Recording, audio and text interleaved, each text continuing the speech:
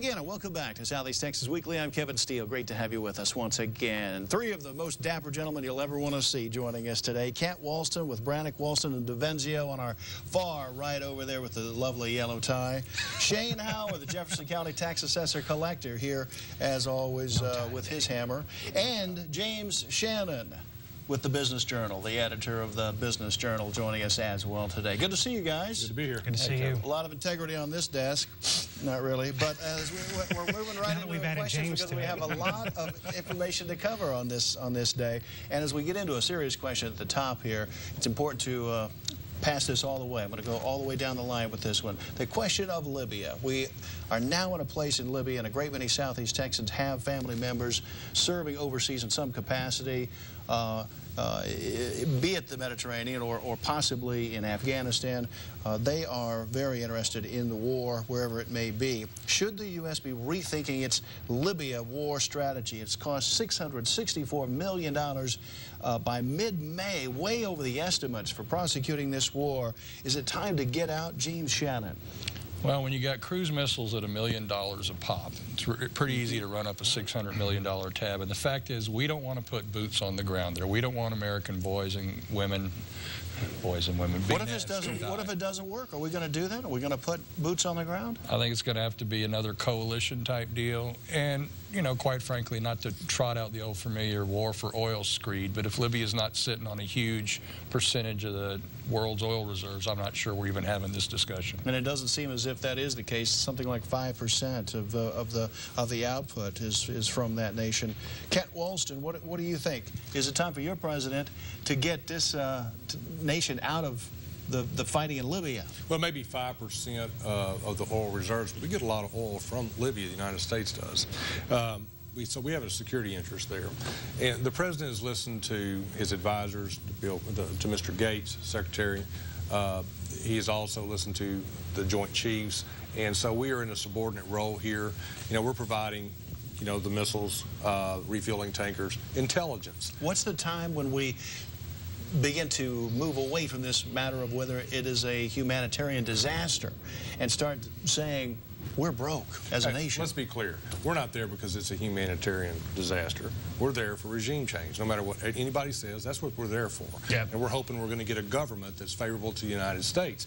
But Al-Qaeda has been sitting here in all these countries that have the problems and you know, the discrepancies in their government and having problems in their government and having what they call it the Arab Spring. The Arab Spring is broken. And they're waiting to come in. And so we've got to stay there. You can pay me now or pay me later. We can do it now or we'll have to go in later. Yemen, Syria, all these nations. Yeah, this is the next round of the post-imperialistic period. And frankly, generally speaking, I think it's healthy.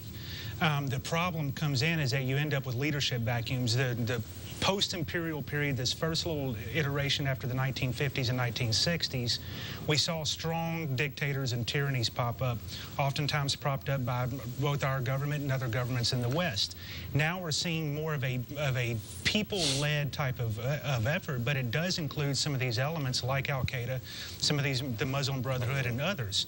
What we have to do is understand what our policy is and what our interests are. And right now, we've been very schizophrenic about what that is. It's humanitarian. It's not.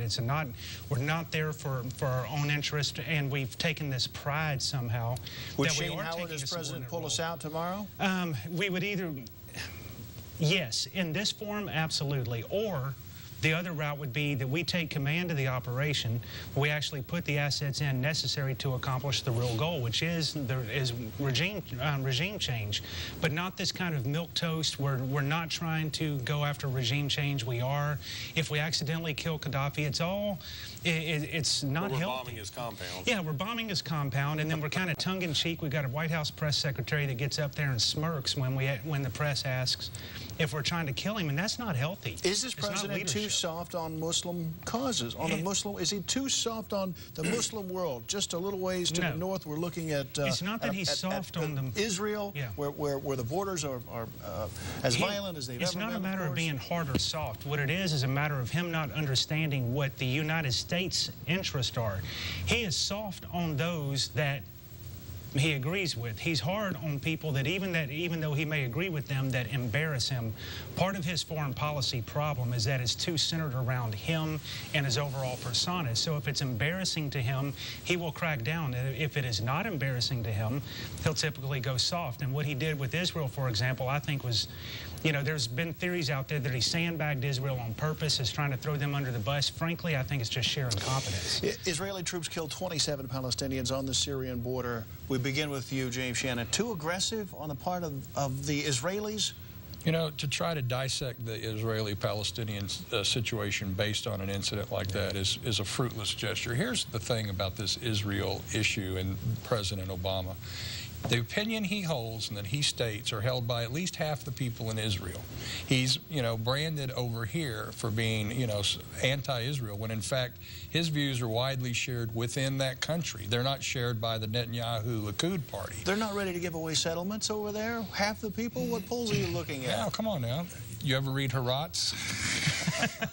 No, believe me, to give away, you know, settlements right now. I mean, the Jewish settlements. That's actually been on the table, and give away the Golan, really? I mean, they're going to give. They want to give away the Golan Heights. Well, not wholesale. Did you see the map that indicates the territories that would be ceded in a realigned borders? The Golan Heights. But the fact is, what the Republican Party in the United States is espousing is not necessarily what the majority of the people in Israel do. But yet they're acting like if you're not in lockstep with Netanyahu, you're somehow anti-This card has been played before. Your view is we've been too pro-Israel. I did not say that. I said this tendency to move to the far right on Israel, to adopt the Netanyahu position. If you don't do that, you're anti-Israel. Consider this your maiden voyage for me putting words in your mouth. It happens to all of us every day. Let's put words in the mouth of Mr. Kent Walston. Is it too aggressive on the part of the Israelis? You know, I don't think so. You know, they're in a state of basically preparation for war every day. You know, we go home tonight. None of us are prepared for somebody to shell our home. You know, we don't have to carry a gun everywhere we go. Not all of us are in the military. That's something we choose. It's not forced upon us. That's the environment in which they live in. And so, you know, bringing the borders back to 67, you know, I'm not sure that's even viable at this juncture. It's not viable, is it? No, and we have to remember how those borders changed from 1967. Those were wars of aggression by surrounding countries in which Israel took territory.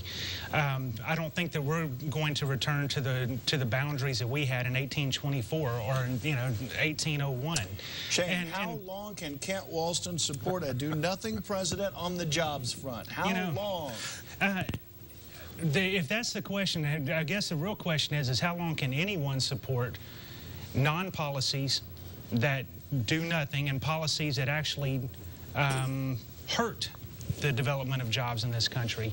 That's the key question. Jobs are created a certain way, and that is when businesses feel comfortable that they can expand the market for selling their products or services, and then therefore are able to hire people and put them to work to doing that very thing. It's a very simple thing, and so when we have policies in place that truncate that hinder that, guess what? No matter what kind of incentives you put in place, they're not going to hire people. No incentives are going to work. Initial claims for state jobless benefits jumping 1,000, you know, very unexpectedly, actually.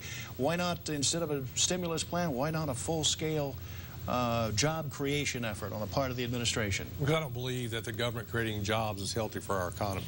I think that, you know, I disagree with the Obama administration on this. I believe that cutting the effective tax rate for corporations and keeping corporations doing business here is what we need to do to stimulate our economy, get rid of NAFTA. We don't sell anything overseas. We buy everything because of NAFTA. All these free trade agreements that we do don't help the working class of this country, don't help the manufacturers, the people working at the plant. They hurt us. Intriguing. What James Shannon would tell us about whether Rick Perry is too old at 61 to be President of the United States after this break.